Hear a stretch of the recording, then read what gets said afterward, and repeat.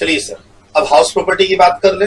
Page number 9 आपने पढ़ लिया, पेज नंबर 10 आपने पढ़ लिया। जो भी पिछले 1 घंटे से आपको मैंने समझाया अबाउट ROR, RNOR, NR, कि कैसे इनकम को हम टैक्सेबल करेंगे। अगर इंडिया से इनकम हो रही है, इंडिया में रिसीव हुई है, इनकम बाहर से हो रही है ना। तो अब इन्हीं सब को हम लोग अब किसके लिए अप्लाई करेंगे? कॉन्सेप्ट्स को हाउस प्रॉपर्टी के लिए अप्लाई करेंगे। तो यहाँ पे एक सिचुएशन डिस्कस कर सकते हैं कि हाउस प्रॉपर्टी कहाँ हो सकती है और उसमें क्या सिचुएशन बन सकता है रेंट का। आप इंडिविजुअल हैं और आपके 3 स्टेटस हो सकते हैं, ROR, RNOR और NR। यही तो सर हाउस प्रॉपर्टी इंडिया में हो सकती है, तो पहले इसी को बना लेते हैं।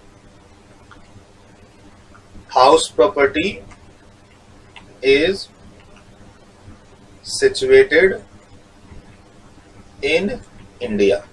सर आपके 3 सिचुएशन हो सकते हैं, आपका स्टेटस ROR या फिर RNOR और या फिर NR। जरूरी नहीं कि क्वेश्चन में हमेशा 3 कॉलम बनाने ही पड़े, है ना। हो सकता है क्वेश्चन में स्टेटस दे दिया हो कि SSC का स्टेटस ये है, तो जब SSC का स्टेटस दे दिया होगा तो एक ही कॉलम बनेगा। और या फिर बोलेगा पहले SSC का स्टेटस निकालो और फिर इनकम को टैक्स और नॉट टैक्स करो, तो भी एक ही कॉलम बनेगा, क्योंकि एक बार में पर्सन का एक ही स्टेटस होगा, है ना। जब क्वेश्चन में इस पैटर्न के क्वेश्चन होंगे, ये लिखा रहेगा कि इनकम बताओ जब उसका स्टेटस कुछ भी हो सकता है, इनकम बताओ जब उसका स्टेटस कुछ भी हो सकता है, तब आपको 3 कॉलम बनाने। ठीक। PGBP, बिजनेस और प्रोफेशन की सारी बातें हो गई, इंक्लूडिंग जब बिजनेस इंडिया से कंट्रोल्ड हो रहा है और प्रोफेशन सेटअप इंडिया में है तो उसका इंपैक्ट RNOR पे क्या पड़ेगा, ये भी आपकी बात हो गई। अब ऐसा कोई डिफरेंस RNOR के लिए नहीं है, हमेशा आंसर RNOR और NR का सेम आएगा, यही मैंने कहा। अब जितने भी हेड्स हैं, कहता है पहला, हाउस प्रॉपर्टी अगर इंडिया में सिचुएटेड हो तो सर इसके अंदर 2 केस बन सकते हैं। हाँ जी बन सकते हैं। एक, रेंट रिसीव्ड इन इंडिया, दूसरा rent received outside India. Sir घर अगर इंडिया में है तो रेंट भी तो इंडिया में रिसीव करेंगे। क्यों? मान लो तुम एक यूएस सिटीजन हो, मान लो तुम इंडिया की यूएस सिटीजन हो, तुम्हारा यूएस में भी घर है, इंडिया में भी घर है, और इंडिया आने जाने से तुम्हारा स्टेटस मान लो RNOR हो गया या NR ही है। तुम एक यूएस सिटीजन हो, तुम्हारा यूएस में भी घर है और इंडिया में भी घर है, किराए पर दे रखे हो, और तुम्हारा स्टेटस इंडिया के लिए क्या है? Non resident. किराएदार तुम्हारे कौन है? इंडिया वाले घर में किराएदार यूएस वाले सिटीजन ही है, तुम्हारे ही आस पड़ोस के लोग, जिससे तुम रेंट यूएस में ही ले लेते हो। सिचुएशन बनाने वाली बात होती है, हम कोई ऐसा आर्टिफिशियल सिचुएशन नहीं बना रहे हैं जो पॉसिबल ही नहीं। क्या ये सिचुएशन पॉसिबल है सर कि हाउस प्रॉपर्टी का लोकेशन इंडिया में हो और उसको जब हमने किराए पर दिया तो किराया इंडिया में रिसीव कर रहे हो? हाँ। किराया इंडिया के बाहर रिसीव कर रहे हो? हाँ। किराएदार को हमने बोला कि भाई हम तो यूएस में रहते हैं, हमारे यूएस के अकाउंट में आप पैसे डाल दो, डाल देगा। सर कोई फर्क नहीं पड़ता है, पैसा तुम कहीं भी रिसीव करो। क्यों? क्योंकि तुम्हारा हाउस प्रॉपर्टी का सिचुएशन यानी हाउस प्रॉपर्टी का लोकेशन कहाँ है? इंडिया में, तो ये इंडियन इनकम कहलाएगी। इनकम एक्रू और arise in India, income deemed to be accrue और अराइज इन इंडिया। सर जिस एसेट, जिस प्रॉपर्टी से आपको इनकम होती है, अगर उसका लोकेशन ही इंडिया में, आपको रेंटल की इनकम हो रही है, सर आपको रेंट की इनकम हो रही है। ठीक।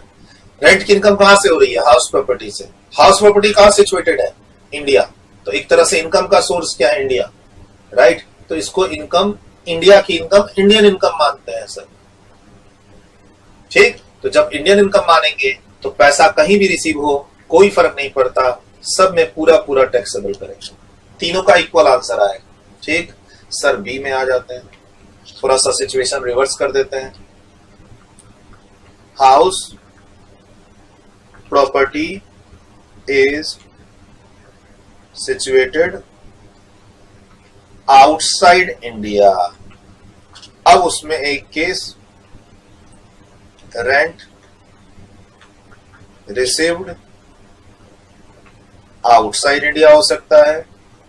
दूसरा situation rent received in India हो सकता है। तीसरा सिचुएशन और बना लेते हैं, मान लो 40% रेंट रिसीव्ड इन इंडिया, यानी दूसरे में कितना है 100%, ऐसे समझ लो। तो अगर सर प्रॉपर्टी इंडिया के बाहर है और रेंट भी आप बाहर रिसीव कर रहे हो, तो इसको बोलते हैं कौन सी इनकम, फॉरेन इनकम, जो सिर्फ आरवार में टैक्सेबल होगी, बाकी दोनों में टैक्सेबल नहीं होगी। सेम आंसर RNOR है। बट अगर तुम इंडिया में रेंट रिसीव कर लोगे तब सर वो इंडियन इनकम हो जाएगी, तब वो इंडियन इनकम हो जाएगी, even if property situated outside India, जिसका रेंट तुम इंडिया में फर्स्ट टाइम रिसीव कर रहे हो। सीधा किराएदार को बोला कि मेरे इंडियन अकाउंट में पैसा डाल देना। रिसीव्ड का मतलब कौन सा रिसीव्ड, फर्स्ट रिसीव्ड, यही क्लास में बात हुई है। रिसीव्ड का मतलब फर्स्ट रिसीव्ड इज इंपॉर्टेंट, जो भी पीजीबीपी में डिस्कस हुआ। अगर ऐसी बात है तो फिर तीनों को लपेटे में ले लेगा, ये तीनों में टैक्सेबल होगा। लास्ट, अगर तुम बोलते हो सिर्फ 40% ही इंडिया में रिसीव हो रहा है, तो पहले वाले में तो पूरा टैक्सेबल होगा, बाकी वाले में सिर्फ 40% टैक्सेबल। पहले वाले में पूरा क्यों सर, इंडिया में पैसा रिसीव करो या ना करो, आरओआर तो सभी इनकम पर टैक्स देता है, ग्लोबल इनकम पर। तो आरओआर को कोई फर्क नहीं पड़ता कि प्रॉपर्टी इंडिया में है या इंडिया के बाहर है, और प्रॉपर्टी का रेंट तुम इंडिया में रिसीव कर रहे हो या इंडिया के बाहर रिसीव कर रहे हो। बट RNOR और NR को फर्क पड़ता है। प्रॉपर्टी इंडिया में है, दोनों को टैक्सेबल करो। प्रॉपर्टी बाहर है, रेंट भी बाहर रिसीव कर रहे हैं, दोनों बच जाएंगे। रेंट इंडिया में रिसीव कर रहे हो, दोनों को टैक्सेबल करो, दोनों को टैक्सेबल करो। इंडिया में 40% रेंट रिसीव कर रहे हो, to the extent of 40% taxable करो, to the extent of 40% taxable. बस फिनिश, यही कॉन्सेप्ट है। अब इस कॉन्सेप्ट पे 8 से 10 एग्जाम्पल कर लेते हैं, फिनिश हो जाएगा। जो भी एग्जाम में रेसिडेंशियल स्टेटस चैप्टर के अंदर प्रॉपर्टी से रिलेटेड इनकम आएगी, वो सारे क्वेश्चन आपसे बनेंगे, है ना, इजी। इसको लिखिए। एक और कॉन्सेप्ट अभी बताता हूं।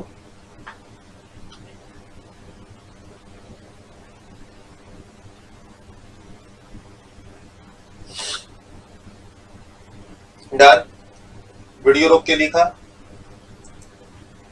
सर हमने पीजीवीपी के सारे एस्पेक्ट्स कंप्लीट कर लिए, टोटल 22 एग्जांपल्स के साथ, राइट। सेक्शन 5 हमने कॉन्सेप्ट पढ़ा, फिर हम लोग पीजीवीपी के वेरियस एग्जांपल्स में चले गए और टोटल 22 एग्जांपल्स हमने लॉक कर दिए, राइट। अब हम लोग किसमें आ गए हैं, रेसिडेंशियल स्टेटस चैप्टर के अंदर section 5 scope of total income, यानी इनकम को टैक्सेबल करना है या नहीं करना है, एसईसी का स्टेटस दे रखा है। तो अब प्रॉपर्टी, हाउस प्रॉपर्टी की इनकम देख रहे हैं, तो प्रॉपर्टी का लोकेशन कहां है, इंडिया में या इंडिया के बाहर, और रेंट कहां रिसीव हो रहा है, इंडिया में या इंडिया के बाहर, उसके हिसाब से ये सिचुएशन बन गया, राइट। सर अब एक बात का और ध्यान रखना है तुमको, कि अगर क्वेश्चन में रेंट दिया हुआ हो, rent per month, rent per annum, तो आपको इसमें से इनकम को टैक्सेबल करना होता है। आपको रेंट पर मंथ दिया हुआ है और आप जो 3 कॉलम में लेके जाएंगे, ROR, RNOR और NR के कॉलम में आप क्या लेके जाएंगे, इनकम फ्रॉम हाउस प्रॉपर्टी लेके जाएंगे, इनकम फ्रॉम प्रॉपर्टी लेके जाएंगे। क्यों सर, हमें वहां GTI और TI निकालना पड़ता है for the previous year. Exam का क्वेश्चन क्या आता है, आपको काफी सारी इनकम आ रही है, for the previous year total income निकाल। तो टोटल इनकम से पहले क्या निकालना होगा, ग्रॉस टोटल इनकम, और उसके पहले क्या निकालना होगा, income from house property, income from property, house property head. Sir अगर क्वेश्चन में रेंट पर मंथ और रेंट पर एनम दिया हुआ हो, तो सीधा हम इसको टैक्स नहीं कर सकते। क्या करेंगे, आप जब इनकम निकालेंगे तो जो आपका टोटल रेंट होगा उसमें से आप 30% ऑफ रेंट माइनस करने के बाद इनकम में ले जाएंगे। लॉजिक क्या है सर इसका, 30% रेंट हम क्यों माइनस करेंगे सर, 30% ऑफ रेंट क्यों माइनस करेंगे, तो एक आपने पढ़ा हुआ है क्लास में, deduction under section 24A, 30% of net annual value, net annual value. Sir ये जो रेंट आया है इसी को क्या मानेंगे, ग्रॉस एनुअल वैल्यू। क्या मानेंगे, ग्रॉस एनुअल वैल्यू। अब इसमें से माइनस क्या करते हैं, प्रॉपर्टी टैक्स। क्या है सर वो, नेल। तो यही क्या बन जाएगा, NAV, net annual value. Residential status के जो क्वेश्चंस होते हैं ना उसमें एग्जाम में प्रॉपर्टी टैक्स नहीं होता है। अगर दिया हुआ होगा तो रेंट में से पहले प्रॉपर्टी टैक्स माइनस करने के बाद जो अमाउंट आएगा उसका 30% माइनस करने के बाद आना इनकम। सर रेंट कितना दिया हुआ है, 10,000 रुपए पर मंथ। साल का कितना हो गया सर, 1,20,000 रुपए पर एनम। ठीक, रेंट कहां से आ रही है सर, प्रॉपर्टी से। प्रॉपर्टी का लोकेशन क्या है सर, इंडिया है। कहां कहां टैक्स होगी सर, आरओआर में भी टैक्स होगी, आरएनओआर में भी टैक्स होगी और एनआर में भी टैक्स होगी। सर 1,20,000 का रेंट आ रहा है तो 1,20,000, 1,20,000 और 1,20,000, ऐसा नहीं करें। क्यों सर, क्योंकि जब हम लोग एग्जाम में क्वेश्चन बनाते हैं तो कंप्यूट टोटल इनकम बोलता है, लॉजिक है, कोई रट्टाफिकेशन नहीं है। और यहां बहुत बड़ा डिस्प्यूट है। तुम्हारे फ्रेंड्स हो सकता है तुमको बोलेंगे नहीं 1,20 तो 1,20 ही जाएगा। हो सकता है तुम्हारे फ्रेंड्स ये बोले कि अगर 1,20 है तो 1,20 ही जाएगा, 10,000 रुपए पर मंथ है तो 12 महीने का 1,20 जाएगा। ये बुक में ये लिखा है, वो बुक में ये लिखा है। सर इंस्टीट्यूट क्या ट्रीट करती है और लॉजिक क्या है, दो चीजें जो अब बताने जा रहा हूं वही लॉजिकल है और वही इंस्टीट्यूट भी फॉलो करती है अपने आंसर्स। कौन क्या पढ़ रहा है, कौन क्या पढ़ा रहा है, किस ऑथर की बुक में क्या लिखा है, सब इग्नोर कर देना। तुम 2-4 लोगों को जानते होगे, मेरे पास 10 से ज्यादा ऑथर, टीचर की बात नहीं कर रहा, ऑथर्स, 10 से ज्यादा ऑथर्स की टेक्स्ट की बुक्स रखी हुई है मेरे पास। कौन क्या अपने बुक में प्रेजेंटेशन दे रहा है सब मुझे मालूम है ना। बहुत सारे ऑथर्स के तो तुमने नाम भी नहीं सुने होंगे। ध्यान रखना, मैं टीचर्स की बात नहीं कर रहा, ऑनलाइन ऑफलाइन लाइव, टीचर की बात नहीं कर रहा, मैं ऑथर की बात कर रहा हूं।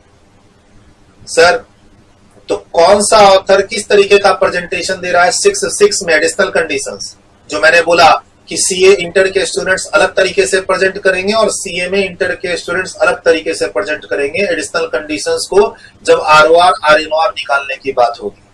ठीक, सिमिलरली वहां भी डिस्प्यूट होगा, बट वहां मैंने क्रिस्टल क्लियर कर दिया आपको, आपके फ्रेंड्स के साथ डिस्प्यूट ही खत्म हो जाएगा आपका। ठीक, और यहां भी डिस्प्यूट खत्म हो जाएगा। क्यों, एग्जाम में क्या क्वेश्चन आता है, compute total income of mister A B C for the previous year. अब टोटल इनकम मतलब टोटल इनकम, इनकम टैक्स का टोटल इनकम, टोटल इनकम से पहले gross total income, gross total income से पहले income from house property head, और head के अंदर क्या करते हैं हम लोग, आपको टैक्स कंप्यूटेशन और इंट्रोडक्शन की क्लास में बता रखा है।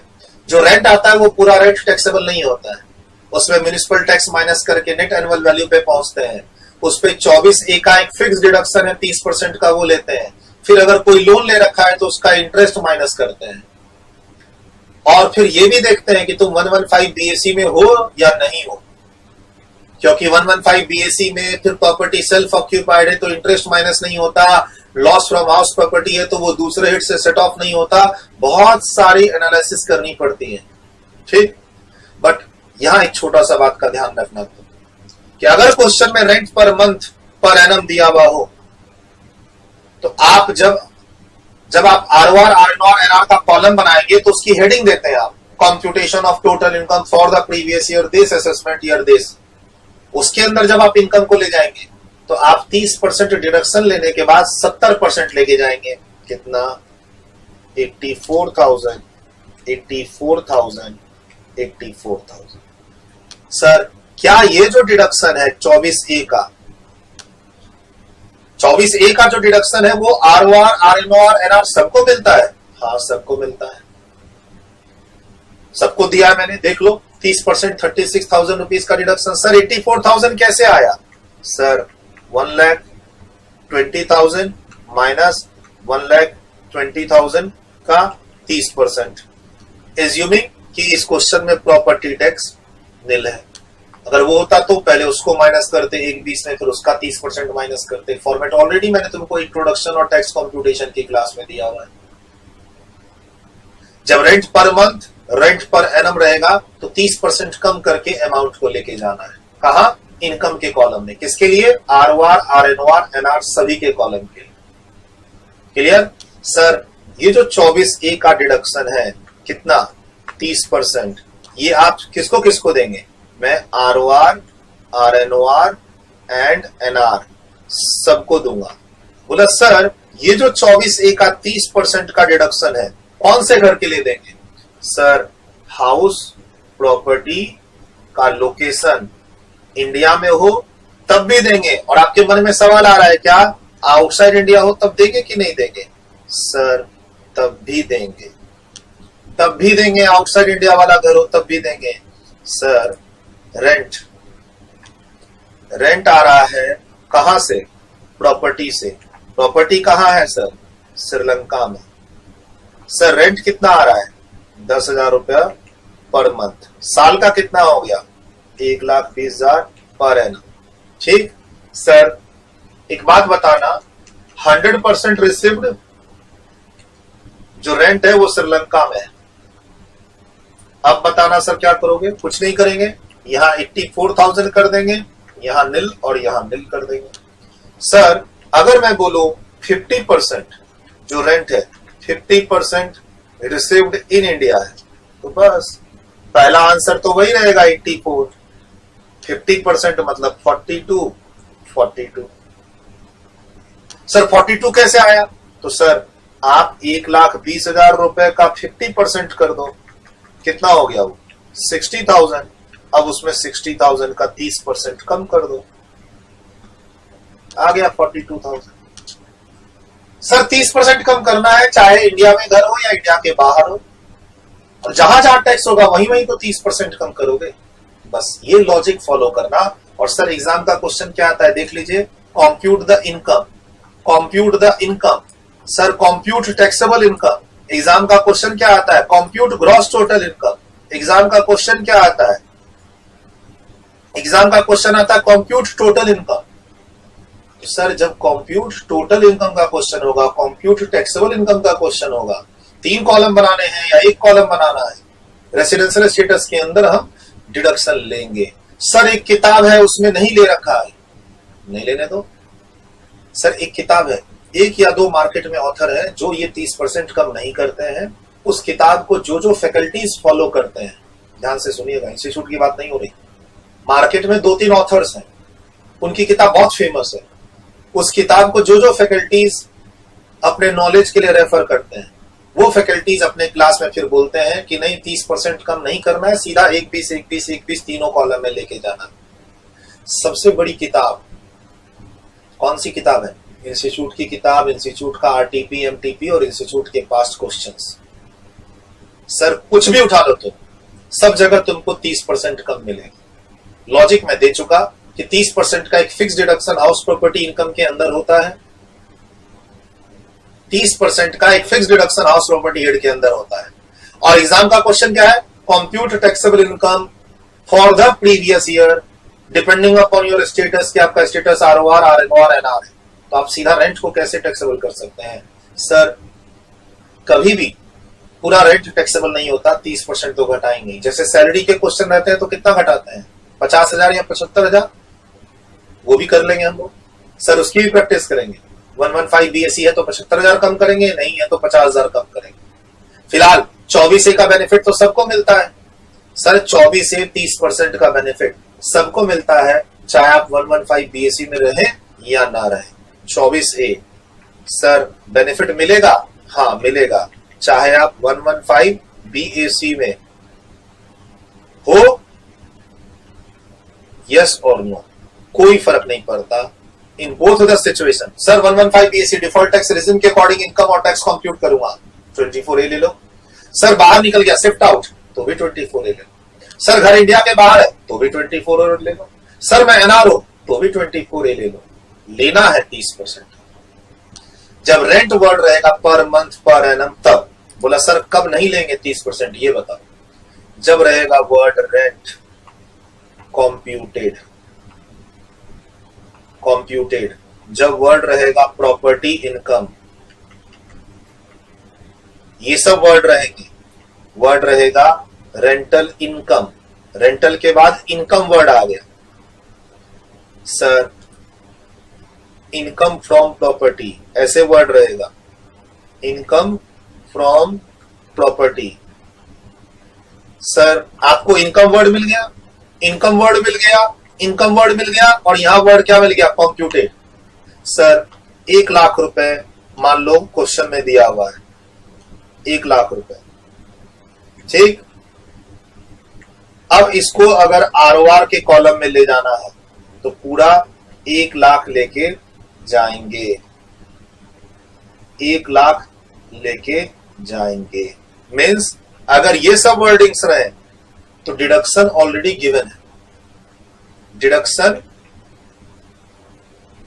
Under section 24A is already adjusted.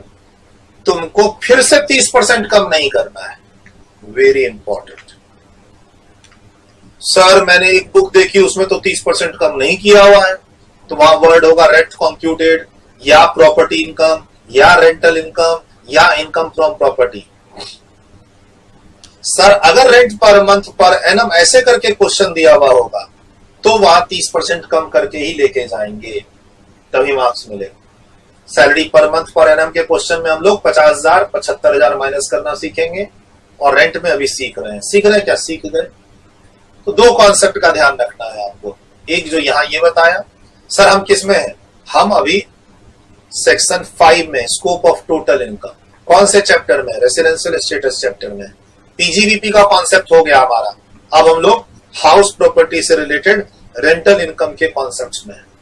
Situation बनाए, प्रॉपर्टी इंडिया में है उसके 2 सिचुएशन बनाए, रेंट कहां हो रहा है, रिसीव। फिर प्रॉपर्टी आउटसाइड इंडिया के 3 सिचुएशन मैंने आपको बना दी। ये डिस्कस करने के बाद अगर टैक्सेबल हो रहा है, जहां जहां अमाउंट टैक्सेबल हो रहा है वहां वहां अगर rent per month per annum है तो 30% कम करके टैक्सेबल करेंगे, ठीक है, ये ध्यान रखना। अब आपको मैं एग्जांपल्स में लेके जा रहा हूं। तो टोटल हमारे 22 एग्जांपल हो गए थे, अब ये 23 एग्जांपल, 23rd एग्जांपल। सर हमारे 22 एग्जांपल हो चुके हैं, आरएनओआर, आरओआर, आरएनओआर और एनआर के बिजनेस और प्रोफेशन के 22 एग्जांपल आपके पास आपको दिए जा चुके हैं, है ना, 22 एग्जांपल। हम 23 नंबर में, और हम लोग सिर्फ हाउस प्रॉपर्टी से रिलेटेड एग्जांपल्स डिस्कस करेंगे। जो कॉन्सेप्ट्स अभी क्या डिस्कस किए, कॉन्सेप्ट्स, अब एग्जांपल डिस्कस करेंगे। चलिए एक बार लिख लीजिए अच्छे से, दोस्तों को भी जरूर शेयर कीजिएगा। एक बार आप इसको समझ लेंगे, दोस्तों के साथ भी डिस्कस कर लीजिएगा। कभी एग्जाम में हाउस प्रॉपर्टी से रिलेटेड क्वेश्चन में दिक्कत नहीं आएगी जो रेसिडेंशियल स्टेटस के अंदर पूछता है।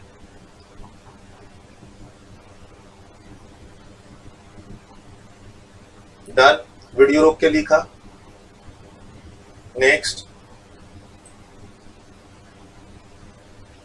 डन, वीडियो रोक के लिखा, नेक्स्ट। इसकी हेडिंग दे दो, rent per month per annum versus rent कॉम्प्यूटेड, और या फिर से property income. Sir rent per month per annum दिया हो तो क्या करेंगे, और रेंट कॉम्प्यूटेड प्रॉपर्टी इनकम दिया हो तो क्या करेंगे, है ना।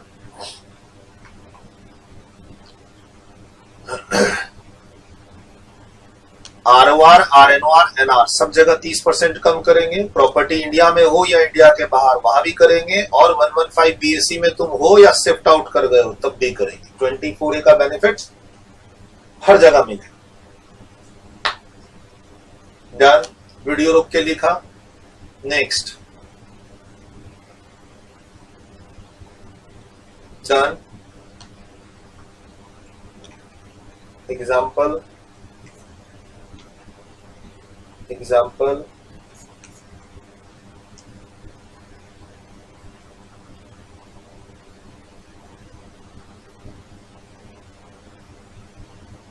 डन, वीडियो रोक के लिखा। नेक्स्ट, कहां 30% कम नहीं करेंगे? अगर रेंट कॉम्प्यूटेड है word, property income, rental income, income from property.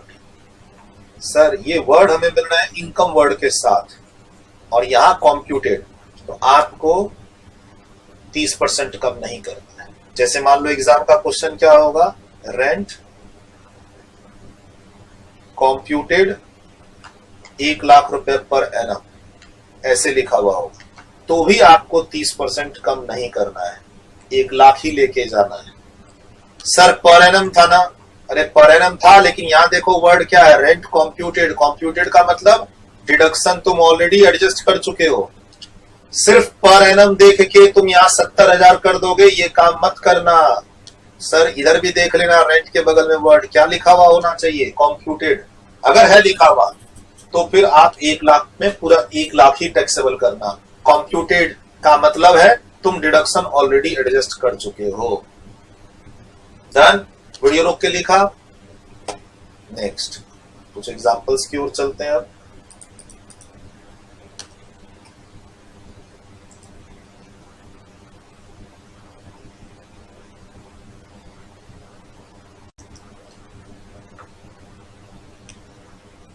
लिखते हैं 23rd, rent of ₹20,000 per month from property located in India, 100% received in US। देखो सारे कॉन्सेप्ट्स मैं आपको डिलीवर कर चुका हूं, जितने भी कॉन्सेप्ट्स यूज करके आपको बनाने हैं ना, वो सारे कॉन्सेप्ट्स अभी मैं आपके साथ आधे घंटे डिस्कस कर चुका। आपको सॉल्व करना है। प्रॉपर्टी इंडिया में है तो तीनों में टैक्स करेंगे, प्रॉपर्टी बाहर है, सारी सिचुएशन में बता चुका हूं। रेंट रहेगा तो 30% कम करना है। जो भी सिचुएशन बन सकती थी कॉन्सेप्ट में डिलीवर कर चुका। एग्जाम्पल्स है, एग्जाम्पल्स आप बनाते चलो, आंसर अमाउंट के कॉलम में लिखते चलो। ठीक, बाद में देख लेंगे सही हो रहा है गलत हो रहा है। मेरे आंसर्स का वेट मत करना, आप आंसर लिखते चलो साथ में, मैं यहां पर लिखता चलना। रेंट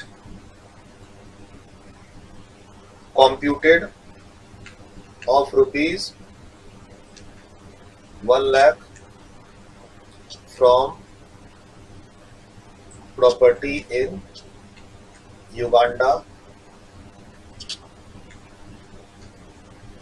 आउट ऑफ दिस, अब ये पीजीबीपी में बता रखा है आपको, out of this ₹30,000 is remitted to India. अब रेमिटेड टू इंडिया का मतलब रिसीव है या नहीं है, ये मैं आपको पीजीबीपी के डिस्कशन में बता रखा हूं अभी हाउस प्रॉपर्टी से पहले, वो भी यूज कर लिया यहां पे।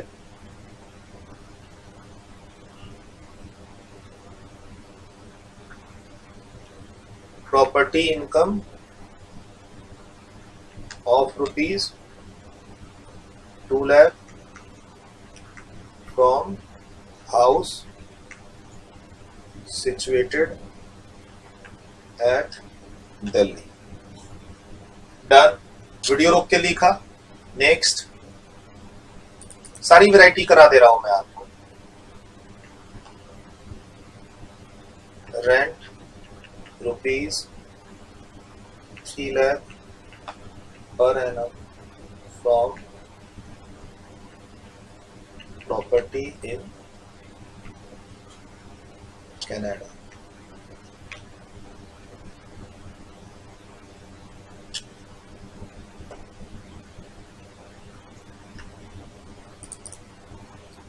लिख चुके हैं वीडियो रोक के। 23, 24, 25 कंप्लीट। 25 के बाद ये 26 हो, 26।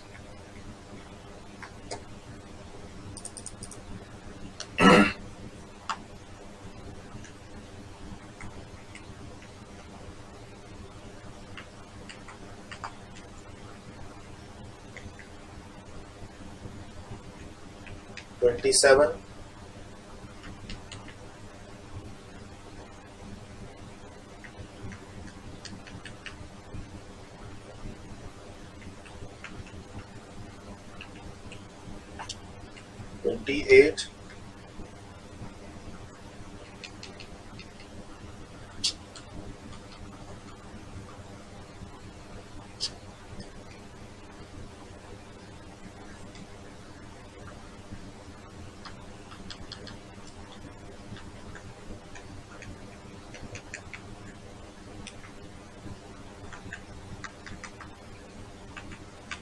कहाँ 30% माइनस करना है, कहाँ नहीं करना है, आपको ध्यान देना है ये सब।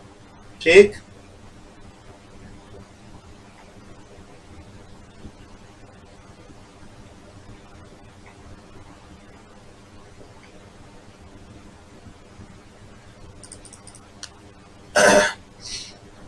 वीडियो रोक के लिख चुके। नेक्स्ट,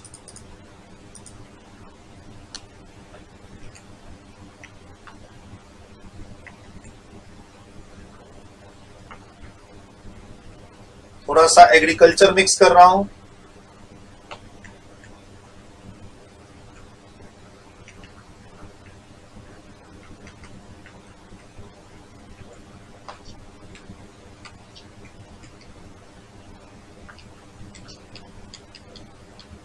थोड़ा सा एग्रीकल्चर मिक्स किया है इसमें।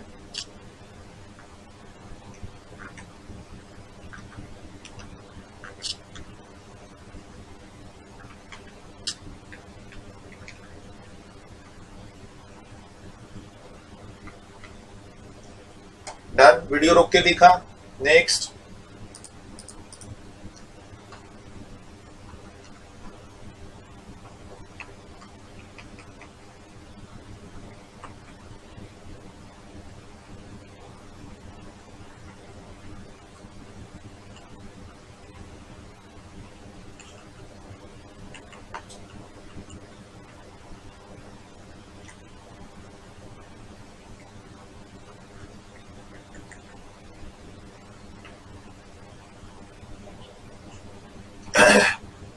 मेरे हिसाब से सारी वैरायटी, जो और भी वैरायटी बन सकती हैं, लेकिन ठीक है, कॉन्सेप्ट्स को रिवाइज ही तो करना है।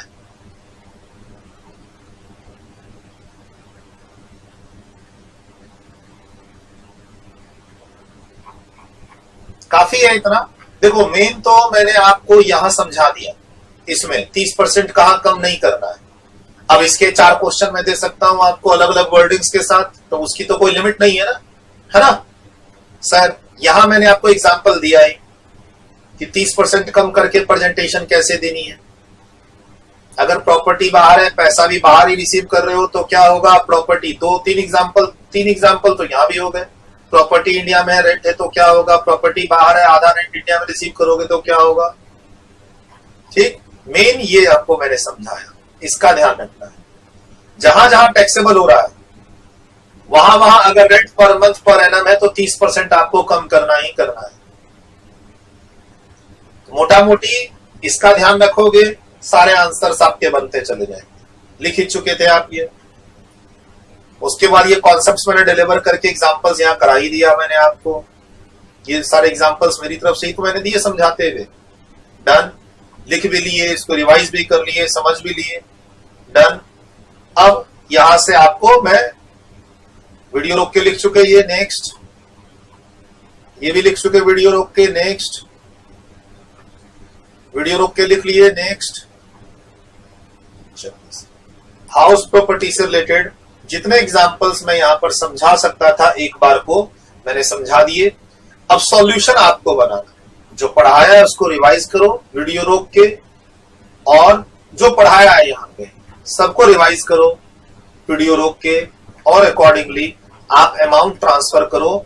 अमाउंट ट्रांसफर करते समय सोचो कहां टैक्सेबल होगा कहां नहीं, और जहां टैक्सेबल होगा वहां ये सोचो कि 30% कम करना है या नहीं करना है। पर मंथ को पर एनम में कन्वर्ट कर लेना, पर मंथ को पर एनम में कन्वर्ट कर लेना। प्लीज यहां 10 से 15 मिनट वीडियो रोको, और जो भी कॉन्सेप्ट्स आपको पढ़ाया है उसको यूज करके इसको सॉल्व करो। टोटल 23 से लेकर 31, तो 9 एग्जाम्पल्स आपके सामने है। टोटल 9 एग्जाम्पल्स आपके सामने, सही बनने चाहिए सारे के सारे। प्लीज वीडियो रोके बनाएं।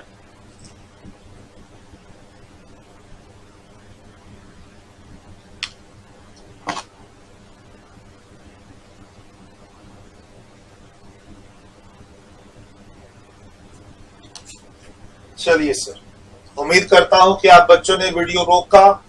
हाँ जी, चीटिंग मोड में नहीं, आप सीरियस हो। मैं सर एक बार कॉन्सेप्ट को खुद से अप्लाई कर लोगे ना, तो फिर टीचर की, मैराथन वीडियो की, रिवीजन नोट्स की किसी की जरूरत नहीं पड़ेगी आपको। सर रिवीजन करवा दो, सर मैराथन दे दो, सर फास्ट ट्रैक दे दो, सब टाइम की बर्बादी है। कॉन्सेप्ट्स दिया, अप्लाई करो, क्लास के अंदर सीखो। एग्जाम्पल्स क्लास के अंदर, अलग से कोई यूट्यूब सेशन नहीं आना है कि आओ क्वेश्चंस की प्रैक्टिस करें। सब वहीं आपको मिल रहा है क्लास के अंदर। क्लास नोट्स बनाते चलिए और उसी को रिवाइज कीजिए, ठीक। सर उम्मीद करता हूं कि आप आंसर्स के साथ रेडी हैं। नोट्स खराब ना हो इसीलिए आप पेंसिल का यूज कर रहे होंगे, बट आप सारे आंसर्स के साथ रेडी हैं। तीनों कॉलम में कुछ ना कुछ अमाउंट लिखे हैं, या तो निल और या अमाउंट, ठीक है। रेडी करें, मिलाएं, आप सही हैं या नहीं है।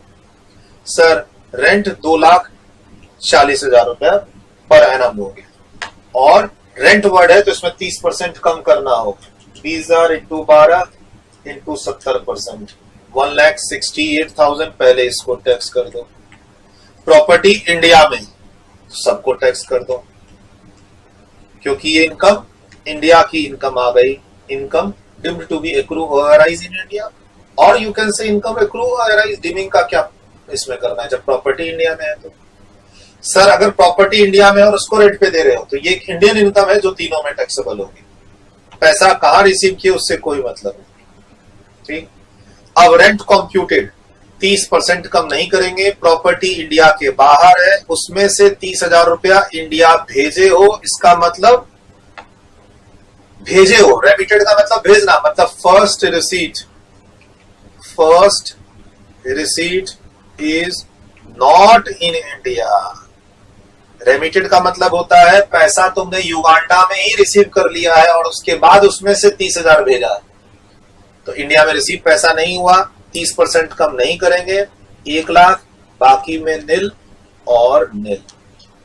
सर प्रॉपर्टी कहां है, दिल्ली में, आगे कुछ मत पढ़ो। 30% कम करने की जरूरत नहीं है, तीनों में टैक्सेबल करो।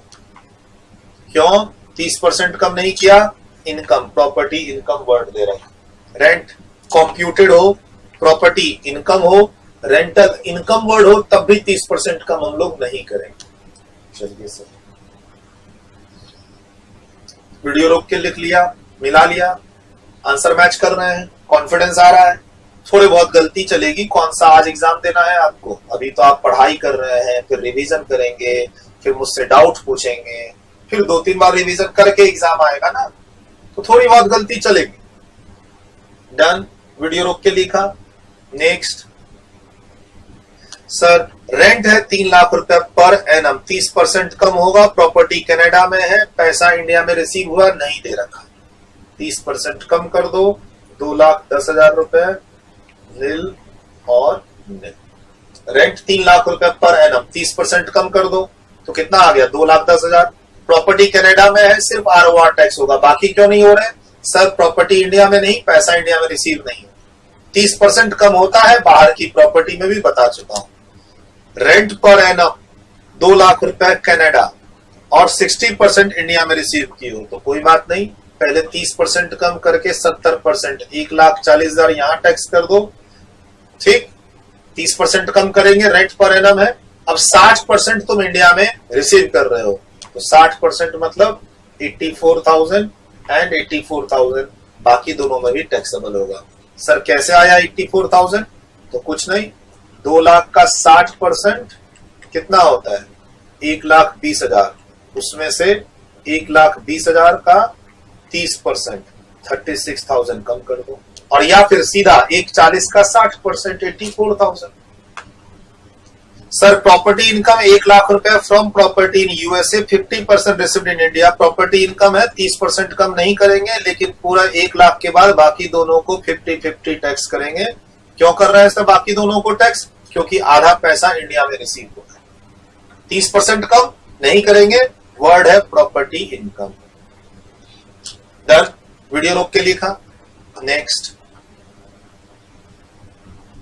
Income from farm building in India. Sir farm building का मतलब एग्रीकल्चरल यूज, मतलब ये एग्रीकल्चरल इनकम है, मतलब एग्जाम तीनों में नील नील और नील। थोड़ा सा मैंने एग्रीकल्चर का तड़का लगा दिया। Income from farm building in India, तो फार्म बिल्डिंग इन इंडिया का मतलब ये एग्रीकल्चरल यूज हो रहा है, एग्रीकल्चरल इनकम है, एग्जम्प्ट है, ठीक।